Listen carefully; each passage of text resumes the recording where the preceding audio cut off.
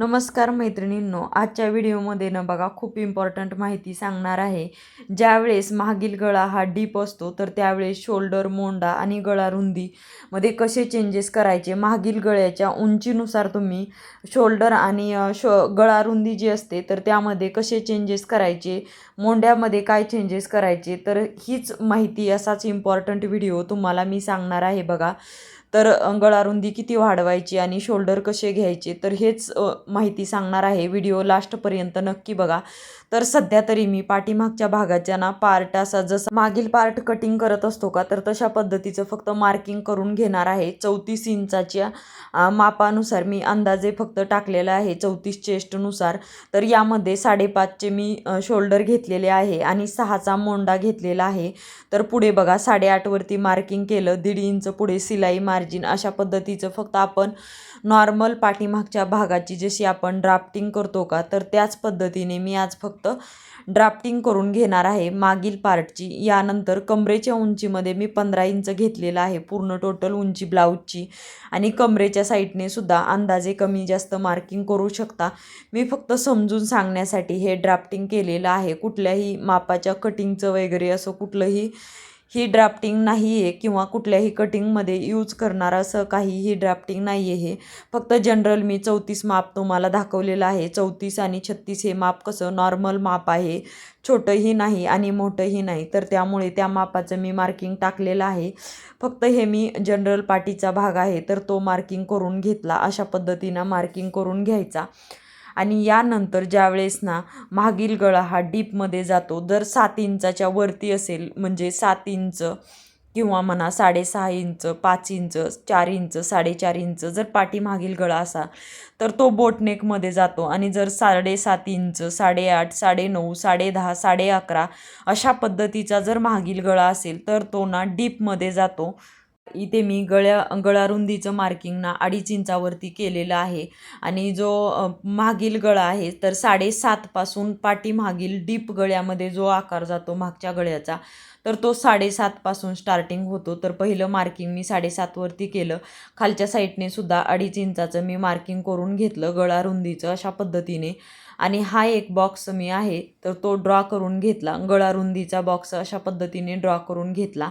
आणि यानंतर याच्या पुढेच ना परत मी याला गोलाकार आकार देऊन घेतला. स्केलनी जरी आकार दिला, मी फक्त गोलमध्ये आकार देऊन घेतलेला आहे समजण्यासाठी, समजून सांगण्यासाठी.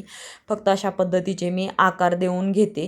यानंतर पुढे काय केलेलं आहे मी 7.5 वरती हे एक मार्किंग झालं. दुसरं मार्किंग मी 8.5, जर मागील गळा 8.5 असेल तर काय चेंजेस करायचे, 9.5, 10.5 आणि 11.5 इथपर्यंत मी गळ्याची मार्किंग बघा केलेली आहे. अशा पद्धतीने 1-1 इंच पुढे वाढवून. तर इथे सुद्धा मी याचे सुद्धा बॉक्स ड्रॉ करून घेते, कारण हे कसे चेंजेस करायचे तर ते समजून सांगण्यासाठी. प्रत्येक 1-1 इंच मी डीप खाली मी डीप गळ्यापर्यंत मार्किंग करून घेतलेलं आहे. अशा पद्धतीने मी फक्त मार्किंग करून घेते. तर बघा मार्किंग करून घेतलं. तर ज्यावेळेस ना 7.5चा गळा असेल तर त्यावेळेस 2.5च शोल्डर पट्टी जी आहे तर ती 2.5 इंचावरतीच मार्किंग करायचं. आणि शोल्डरसुद्धा 5.5 इंचाचेच घ्यायचे. आणि ज्यावेळेस खाली 8.5चा गळा असेल का, तर 8.5च्या गळ्याला जरी तुम्ही म्हणजे 8.5च्या गळ्याला सुद्धा 2.5 इंच शोल्डर पट्टी सोडायची.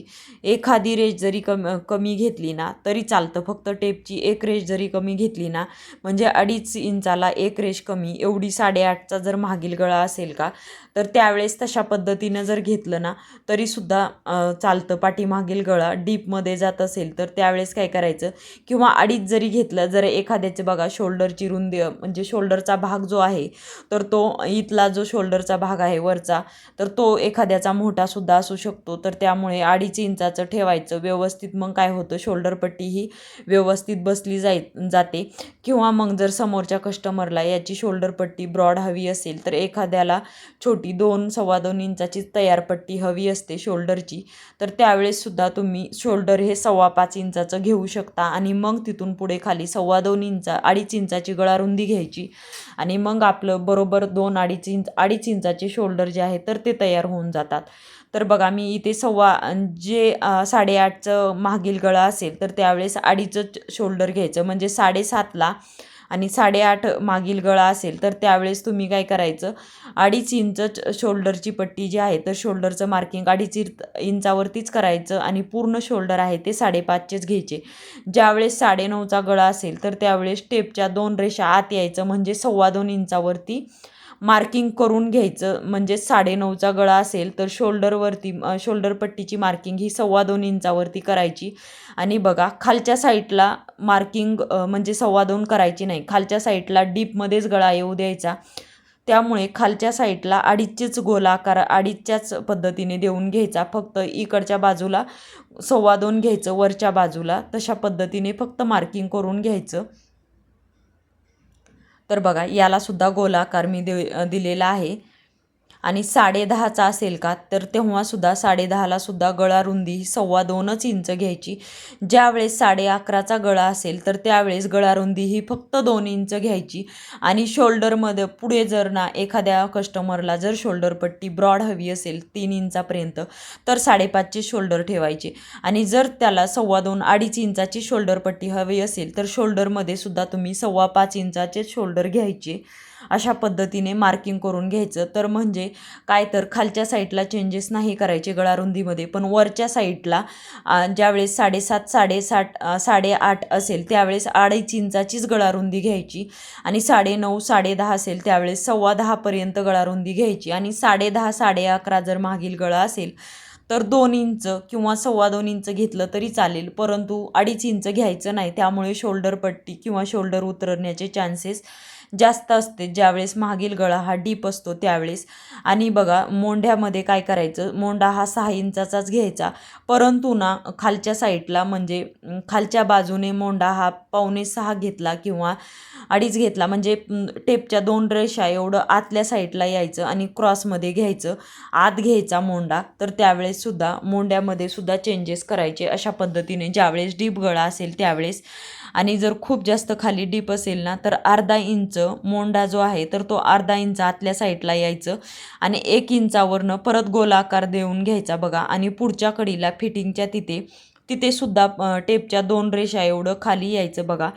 इथे पुढे आल्याच्या नंतर तिथे सुद्धा खाली मार्किंग करून घ्यायची. आणि बघा शोल्डरमध्ये सुद्धा वरती ना ज्यावेळेस खूप जास्त डीप 9.5 10.5 11.5 असेल तर त्यावेळेस ना शोल्डर हे क्रॉसमध्ये वरून 1/2 इंच डीपमध्ये घ्यायचे तिथल्या साईडला. म्हणजे जसं जसं खाली गळा वाढत जाईल तसं तसं ती रुंदी आहे का तर ती कमी कमी करत जायचं. शोल्डर पट्टीची जी रुंदी आहे म्हणजे शोल्डर जे आहे तर ते रुंदी जी आहे त्याची तर ती कमी करत जायचं. आणि इथे सुद्धा पाव इंच ते 1/2 इंच बघा अशा पद्धतीने खाली घ्यायचं. ज्यावेळेस आतल्या साईडला 1/2 इंच मोंढा जर तुम्ही पुढे पाठीमागे घेतलेला असेल म्हणजेच गळ्याच्या साईडला 1/2 इंच मोंढा जर घेतलेला असेल तर त्यावेळेस अशा पद्धतीने इथे सुद्धा म्हणजे फिटिंगच्या तिथे सुद्धा म्हणजे पाव इंच टेपच्या 2 रेषा किंवा मग 1/2 इंच खालच्या साईडला घ्यायचं बघा. मी त्यासाठी वेगळ्याच कलरच्या याने मार्किंग केलेलं आहे, तर तशा पद्धतीने तुम्ही मार्किंग करून घ्यायचं.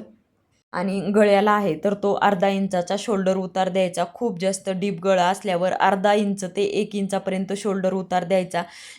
तर बघा अशा पद्धतीची काहीशी माहिती होती आजच्या व्हिडिओची. आजचा व्हिडिओ तुम्हाला कसा वाटला नक्की मला कमेंटमध्ये सांगा. व्हिडिओला लाईक शेअर आणि सबस्क्राईब करा. तर धन्यवाद व्हिडिओ लास्टपर्यंत पाहिल्याबद्दल.